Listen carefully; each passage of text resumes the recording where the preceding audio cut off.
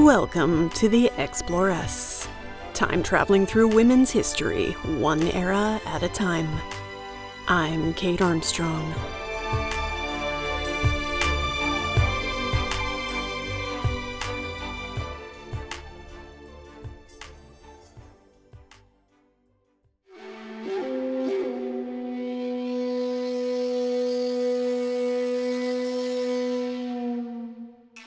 The enemy has breached the western gates of the castle. You hear the screams of dying men outside the walls. You break into a run, dodging the rubble and broken bodies littered through the once great halls of your now ruined home. The air is thick with the scent of fresh blood and the desperate cries of your people. But your mind remains clear. This is what you've trained for. You snatch your naginata from where it hangs proudly in your bedroom. If you must die today, you will do it with honor. Welcome to the final episode of our A Lady's Life in Tokugawa, Japan series. Today, we'll spend time with the legendary samurai warrior and the women who chose to fight amongst them. Steel your heart and grab your armor. Let's go traveling.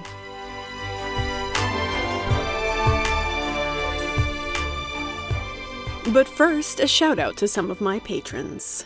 My newest pirate queen, McKenna. My new lady president, Bryn. My warrior queens, Alexis, Amanda, Ika, Jessica, June, Neve, and Sloan, Kate, Samantha, and Sarah. My imperial empresses, Letitia, Alyssa, Faye and Whimsy Soapworks, Katie, Samara, and Teresa. And my lady pharaohs, Cheryl, Kot, Kate, Kimberly, Laura, Sophie, Lori, and the fabulous Courtneys. This show just wouldn't be possible without the generous support of all my patrons. For just a few bucks a month, they get each episode early and ad-free, discounts on merchandise, full interviews with guests, and exclusive bonus episodes. You can now experience being a patron with a free 7-day trial, so why not check it out? Just go to my website, theexploresspodcast.com, and click on Become a Patron.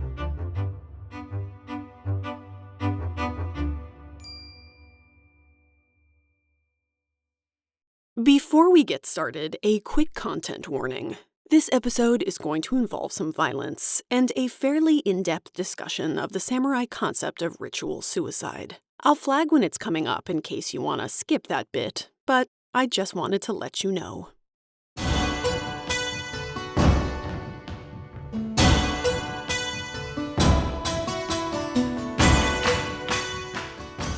Before we start chopping at things with pointy objects, let's refresh ourselves on who the samurai are.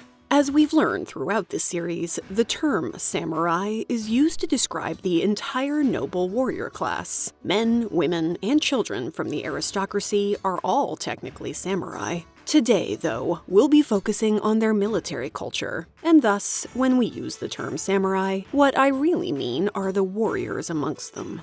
The term samurai means those who serve, and was first used back in the 8th century. This warrior caste will rule Japan for some 7 centuries. Before the Tokugawas came around, samurai men were wealthy aristocratic landowners who often had to defend their lands from rebels or bandits, and would go on military campaign on the emperor's behalf. Their exploits on the battlefield became legendary, and the code of conduct by which they lived became ingrained in Japanese culture. These are the men that fought alongside the daimyo in the civil war that brought the Tokugawa shogunate to power, and they were the military elite.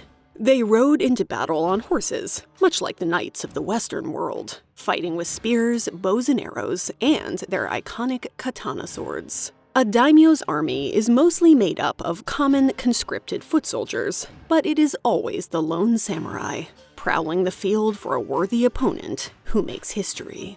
The samurai love nothing more than an epic duel and an impressive death. You could say they're the drama queens of the battlefield, and they have the outfits to prove it. Samurai armor is incredibly valuable. It's often passed down from father to son. And it conveys your ancestry, wealth, and status. The more elegant and intricate your armor, the more important you are. Each suit is incredibly expensive, and if you're very wealthy or very skilled, You might also commission a matching suit of armor for your horse. As if our noble steeds don't already have enough to carry. At least it also serves a function. Samurai always fight on horseback, and so it's crucial to protect your horse as well. And I mean, who doesn't like a bedazzled horse? A full suit of armor will take a team of craftsmen several months to complete, and the finished pieces are often works of art. When not being worn in battle, a suit of armor is usually displayed in a samurai's home as a symbol of a man's military service and of his loyalty to the emperor. It won't surprise you to discover that armor is heavy. A full suit can weigh anywhere from 20 to 45 pounds, and iron is the most commonly used metal. That means it's impossible to don your armor yourself. Many of the laces and hinges are situated in the back, and so a samurai always needs help getting suited up. He'll put on a neck guard, a chest plate, shoulder guards, armored sleeves, an armored skirt, and thigh and shin guards. They're all made of separate pieces, featuring intricate patterns and their family crest. The piece de resistance, though, is the helmet, which sometimes features a mask to cover the face. Helmets are extremely elaborate and often feature an ornamental headpiece shaped like fearsome deities or animals. This is partly because, drama queens, and partly it's a practical touch. After the 16th century, when firearm smoke began clouding battlefields, the helmets ensured you could recognize your own men. Nobody stabbed the dude with the deer head. That's my cousin.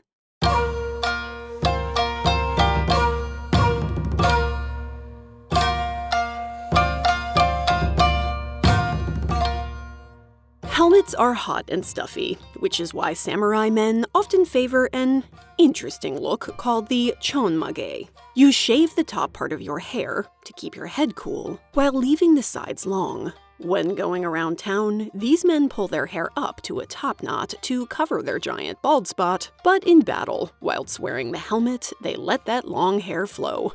This is the hairstyle we often see in woodblock prints of warriors. Many samurai also grow mustaches, so that if their heads are severed on the battlefield, a frighteningly common practice, they won't be mistaken for a woman in death. Oh, the horror! Now, hold up a minute. We're here to talk about women, so where my ladies at? Are they fighting alongside their male samurai counterparts? Are they wearing badass armor too? Samurai women have important roles to play when it comes to upholding their traditions. The history of Japan's warrior women goes all the way back to Empress Jingzhu, said to have ruled between 201 and 269. Legend has it that she led an invasion of the Korean peninsula while pregnant with the future emperor. Because girls know how to multitask.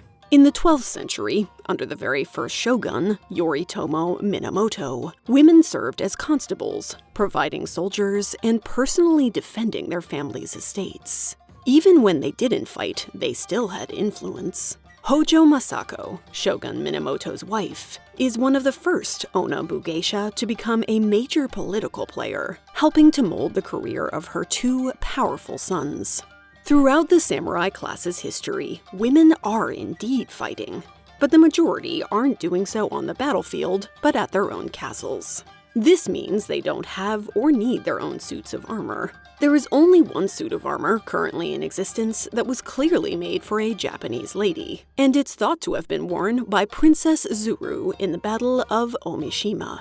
Why do we think it's her suit? Well, the helmet is bigger than normal, probably to allow room for more hair.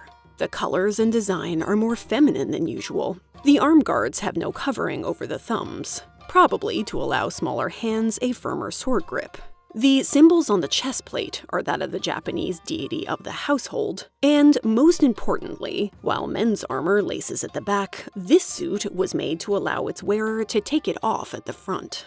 This would have been extremely important for a woman to preserve her modesty. If she's captured on the battlefield and made to take off her armor, she'll have no women to assist her, and she'd rather sever many, many heads than let a strange man touch her. Which is fair, I think.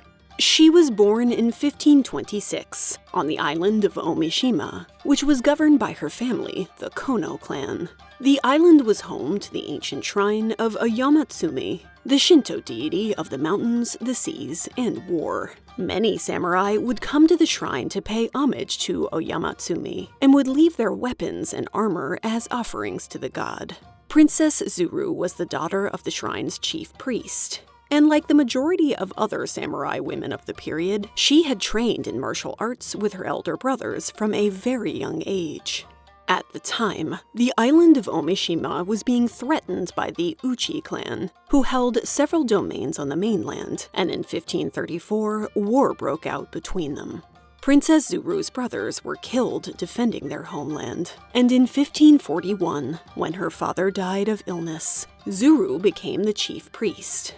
The next time the Uchi attacked, the princess led Omishima's troops into battle herself, claiming to be the avatar of the shrine's deity. She successfully drove the Uchi back into the sea and across the mainland, ensuring the safety of her island home and her people, and probably wearing the very armor still on display at the shrine today.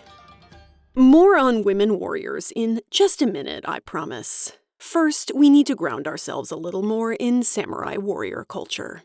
Samurai are skilled in a variety of weapons and martial arts, including the yumi, or longbow, the yari, or spear, the tanto, or dagger, the shuriken, or throwing stars, and the naginata, a pole arm with a curved blade. Their most iconic weapons are the two swords they always carry, even when they aren't fighting. These are the katana, a curved, single-edged sword that is considered an extension of their very soul, and the wakizashi, a shorter backup sword. Samurai are trained to fight with both swords at once in place of using shields. Samurai don't bother with those. And like their armor, their swords are ancestral, intricate works of art.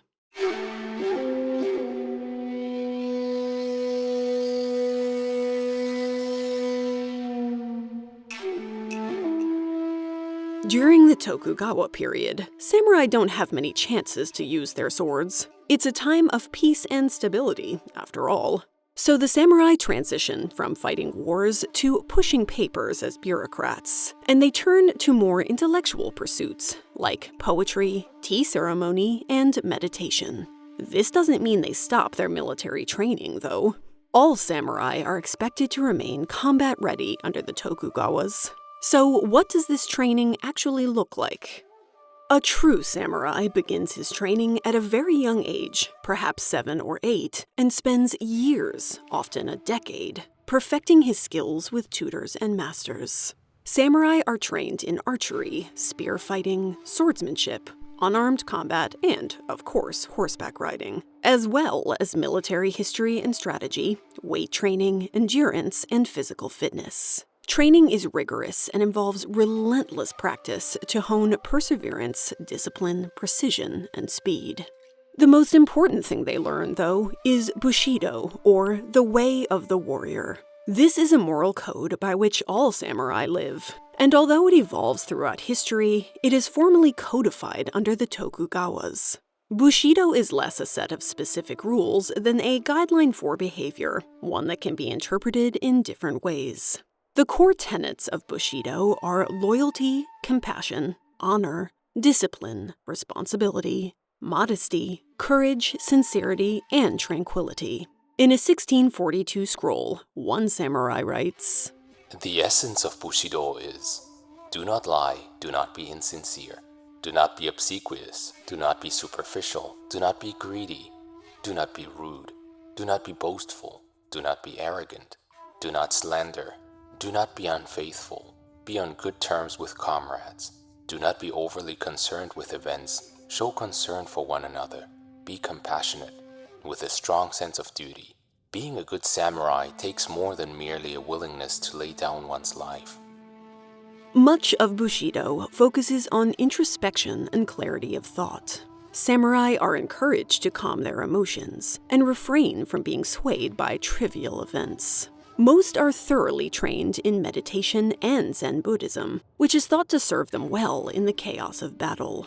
And yet, Bushido doesn't shy away from violence. and it has a way of glorifying revenge and death.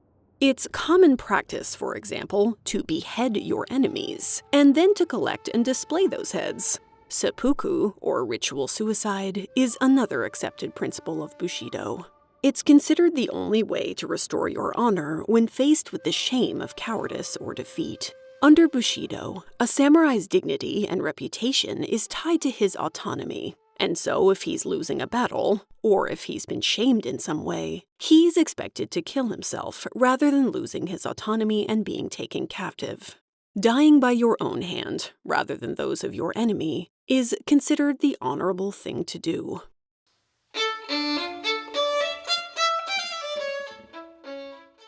You walk into a candlelit room where a girl in a feathered mask greets you. Her identity is one of your city's best-kept secrets. No one knows the true face of a nightbird, and that isn't why you came anyway. You're here for this girl's rare and highly illegal magic. She is about to gift it to you with just a kiss for a price. Welcome to the world of Nightbirds, my 1920s tinted fantasy novel, which you can buy now wherever good books are sold.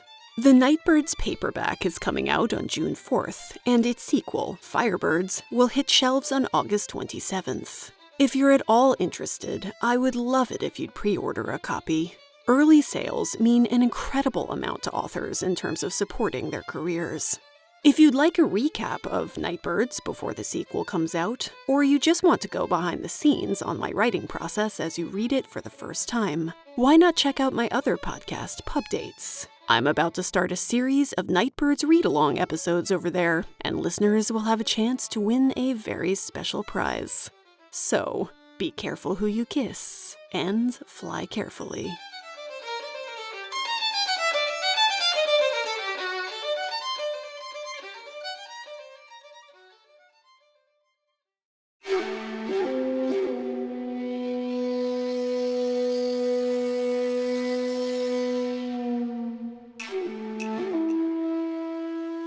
Let's get back to the ladies, shall we?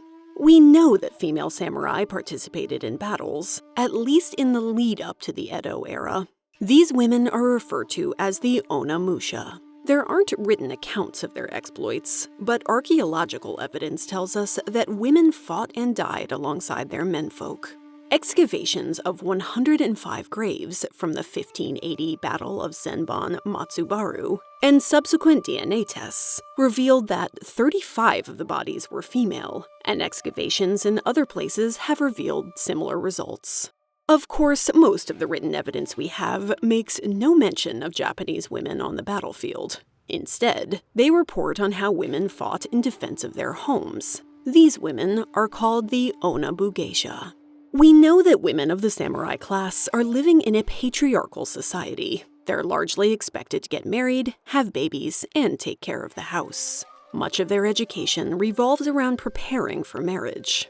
But before the Edo era, their education almost always included martial arts. This was because, before the Tokugawas came to power and established peace, Japan was a pretty violent place. Civil war amongst the daimyo was frequent, and it was common for gangs of raiders and thieves to roam the land.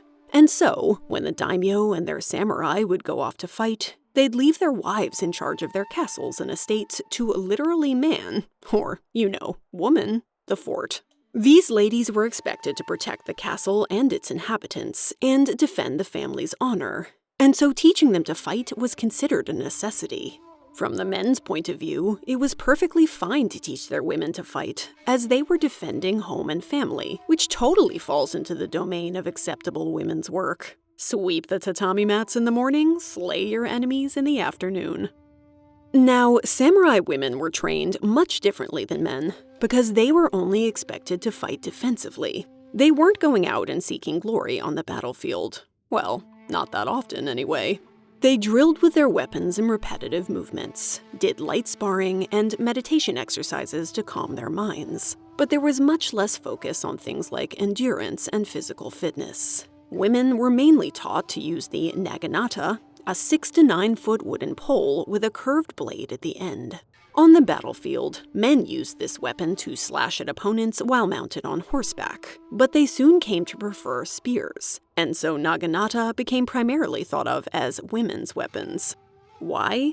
Most women were physically smaller than men, but since the naginata had a longer reach than a sword, it helped to level the playing field. After all, if a woman was attacked by a man in her home, he'd probably only be carrying a sword, as they're much lighter and more easy to transport. By contrast, women didn't have to carry the naginata around. As long as it was on hand at home, it could be picked up in an emergency, which was really the only time women were supposed to get to stabbing. So what about Tokugawa-era samurai women? Are they still being trained to fight? That largely depends on where you live and who your parents are. If you're very wealthy, you're more likely to have the money for a martial arts master. And if you have brothers, it only makes sense that you'd learn alongside them. If your parents don't come from a family with a long history of military service, or if you come from a province that's relatively safe, your parents might be less inclined to let you train. Many parents in the Tokugawa era have their daughters train in martial arts as a lesson in spirituality, focus, and discipline, rather than viewing it as a skill that they'll ever use. Many of the tenets of Bushido are actually quite similar to those of domesticity that women are expected to follow anyway, such as loyalty, sacrifice, restraint, and obedience. And so this training is thought to be good prep work for a life as wife and mother. And if she gets to learn how to disembowel someone, hey, all the better.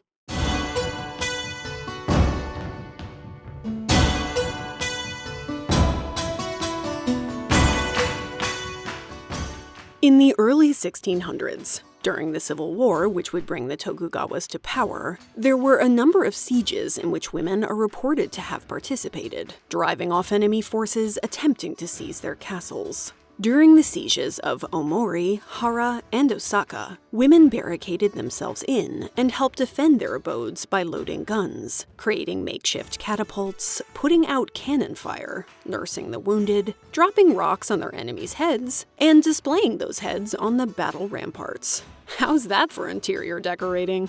This was Bushido at its finest. But samurai women were also expected to uphold the darker parts of Bushido, including seppuku, or ritual suicide. For women, this act was less about displaying bravery and more about saving themselves from the dishonor of being taken captive or being sexually assaulted by the enemy.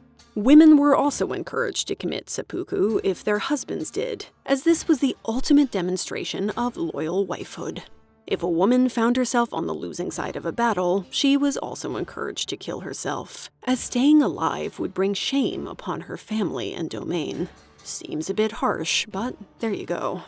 Now, things are going to get a little icky for the next minute or so skip ahead if you're feeling squeamish. Men and women have different methods for committing seppuku. Men ritually disembowel themselves, stabbing through their abdomens and cutting across and then up. The point here is to remain strong and stoic in the face of great pain and suffering, which is why many men die with a look of agony, considered the ultimate display of honorable masculinity. Women, though, are taught to slit their own throats, cutting through the jugular vein. The point for them is to die quickly and painlessly, preferably with a pleasant look on their faces, because obviously preserving their beauty is the most important thing. Beauty is prized over bravery or strength, even in the face of death. But some women prefer to die fighting.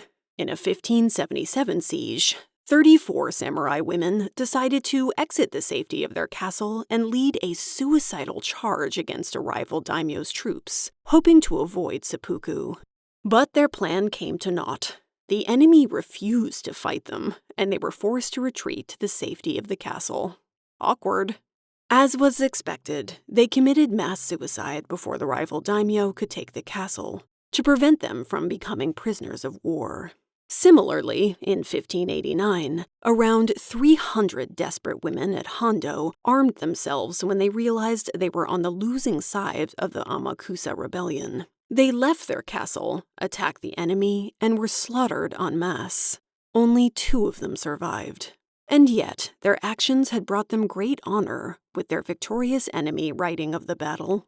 The warriors of Hondo were not men. They were women and children, yet the men who were fighting were surpassed by the dauntless courage of these warriors. Bushido honors noble courage in the face of impossible odds, but it also justifies bloody revenge when the occasion calls for it. There are many, many tales in Japanese military culture that revolve around women killing men out of revenge. These stories are not only accepted, but celebrated. You know, as long as the women are killing out of a sense of devotion to fathers, husbands, or families, we're all for it. Some of these tales are truer than others, but there is one that's largely considered historically accurate. The story of Miyagino and Shinobu.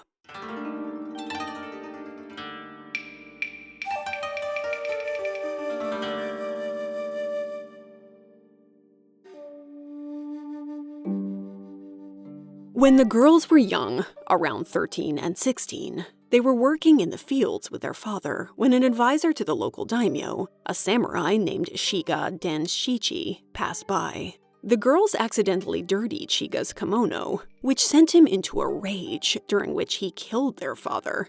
Calm down there, Shiga. The girls ran home and told their mother, who was already ill, and she soon passed away from grief. The family's land was then sold, and the orphan sisters were sold into prostitution. On their way into the city, though, they decided to search for a swordmaster instead, and to avenge their parents' deaths. Eventually, they found the famous master Yui Shotsetsu, who, moved by their story, took them into his household. For the next 5 years, the sisters trained with Yui, becoming experts in a variety of martial arts. Eventually, he gave them his blessing to trot off and seek their revenge. Miyagino and Shinobu traveled to Shiroishi Castle, where the daimyo that Shiga Danshichi worked for lived. With our parents gone, we do not have anything left in this world. Just as our father was killed by Master Danshichi, we would also like to be killed by him. Seeing they meant business, the officials appealed to the daimyo, who agreed to allow the girls their vendetta, as he also was moved by the sisters' dedication. With a number of officials looking on, the sisters entered the dueling arena dressed in funeral white. Shinobu challenged Shiga first with her naginata, and they were both wounded. When the duel resumed, Miyagino took her turn, attacking Shiga with a sickle with a ball of lead attached by a chain. Miyagino immobilized Shiga's arms, then called for her sister, who cut his arms off with her naginata. Miyagino capped it off by triumphantly severing his head.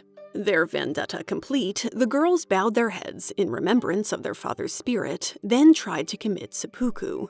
The officials managed to stop them, thankfully, and not knowing what else to do with themselves, the girls decided to become Buddhist nuns and pray for their parents for the rest of their lives. The daimyo was so impressed by their filial piety that he granted them their own lands so they could support themselves. The ladies become nuns, orders restored, everyone wins. This beloved story tells us much about samurai warrior culture. While Miyagino and Shinobu are celebrated for becoming skilled fighters and killing a man, it's only because they're doing it out of love for their father. Once their vendetta's done, the girls immediately hang up their weapons and choose to disappear from society. Choosing a socially acceptable female livelihood meant they no longer posed a threat to society's patriarchal norms, and thus it was safe to laud them as heroes. Would they have been so celebrated had they chosen to keep on fighting? Probably not. But not all women stayed off the battlefield. If you were a patron, you'll have listened to our bonus episode about Tomoe Gozen, an infamous lady warrior who fought in the Genpei War. If you haven't heard it, cue it up after this one. Tomoe is quite the character. There's also a lady named Gozen Hangaku, who was fighting on the other side of the same war. When their coup failed, she and her troops fled to the Taira clan stronghold, knowing the shogun would send an army after them. There, she manages a pretty brilliant defense, holding off her attackers for 3 months. It's said she shot some 100 arrows during the siege, each one of them finding its mark. Alas, she was ultimately shot in the thigh, and the castle fell. She was taken prisoner and taken back to the shogun's stronghold, where one of his bros was so impressed by her that he lobbied for her hand in marriage. The shogun laughed, saying, Who can love such a woman who is beautiful in looks but ferocious in nature? Your friend, apparently, because he has good taste.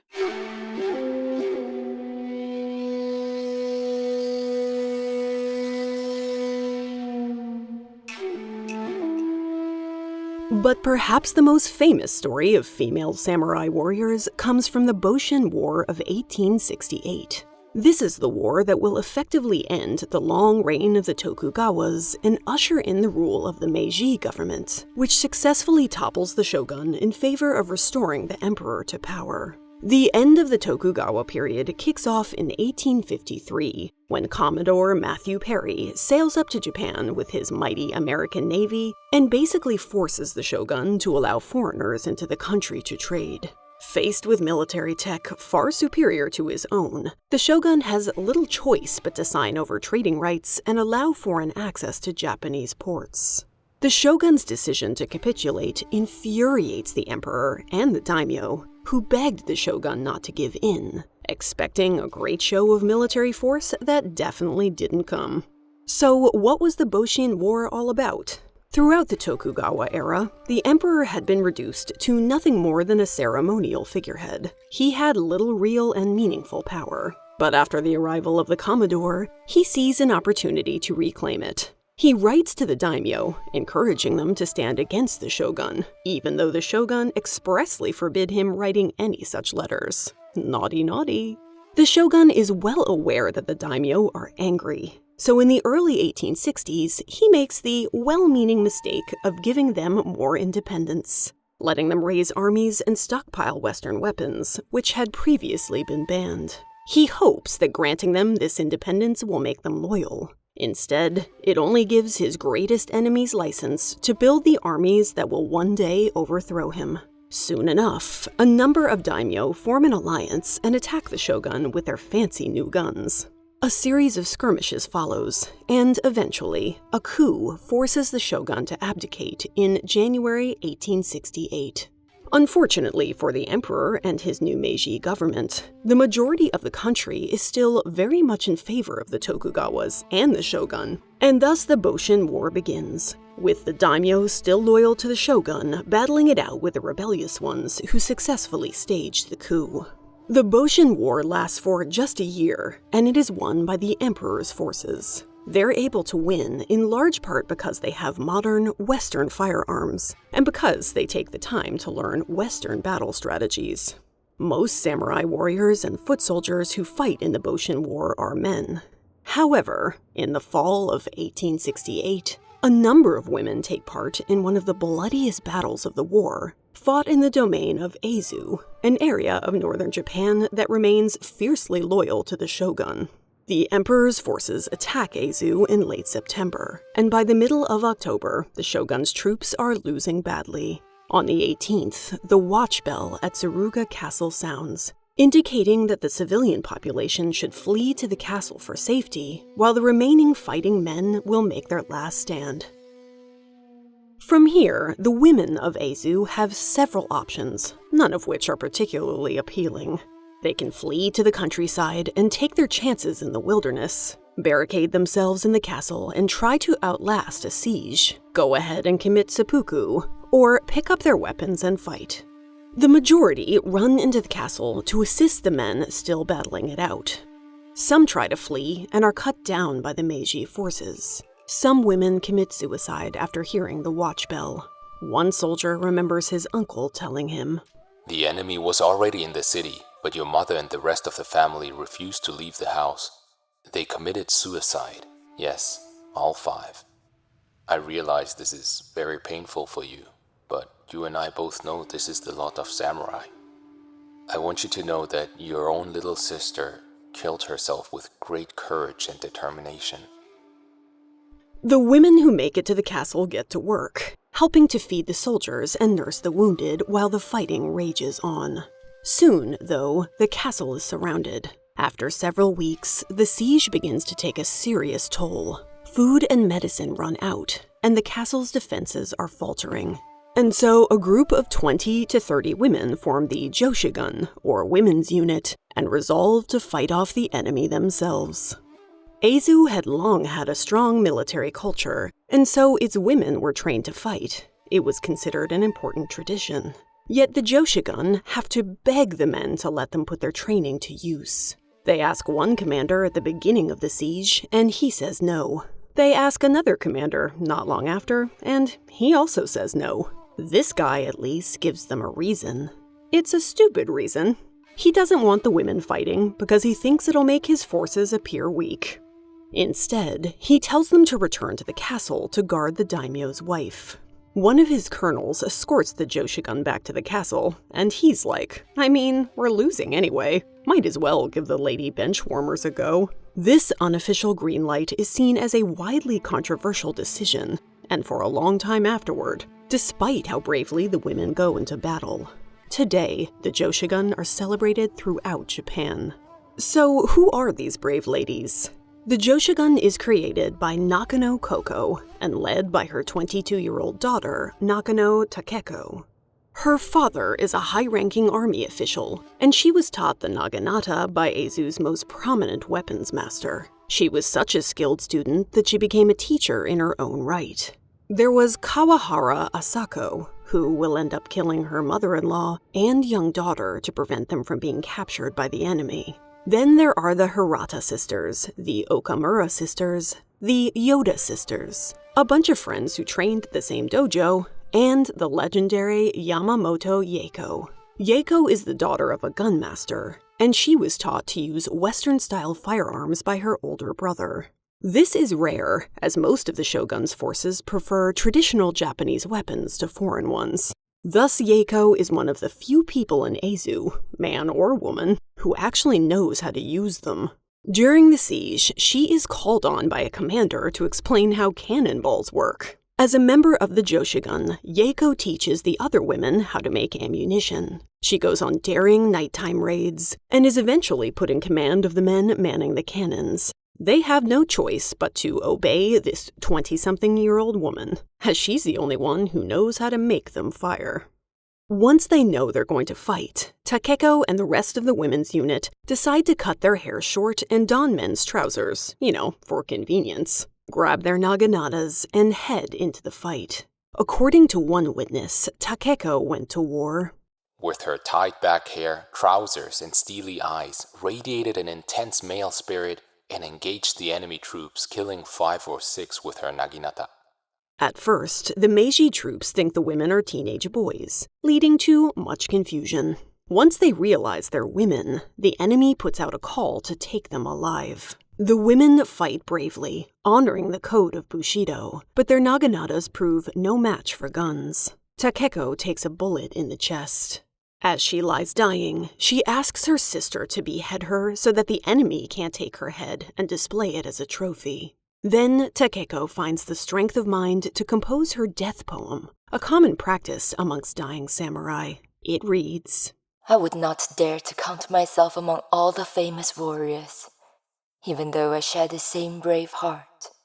Takeko's sister does as she asked and takes Takeko's head to a secret location and buries it. As the battle rages on, many of the Joshigun are either killed or taken prisoner and executed, although Takeko's sister and Yamamoto Yeiko both survive.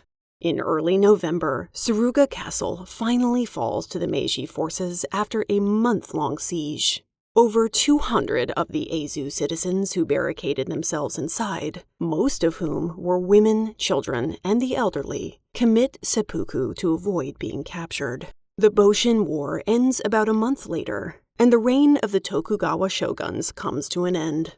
With the rise of the Meiji government, the entire samurai class, along with their cultural traditions, is abolished, and Western ideals, clothing, and technology are all brought flooding in. This includes stripping samurai women of the right to fight. Japanese women won't be allowed to train for combat again until 1992. Thus, the Joshigun are the last women to participate in battle for over a century, the last female members of that legendary class of warrior known as the samurai. Until next time.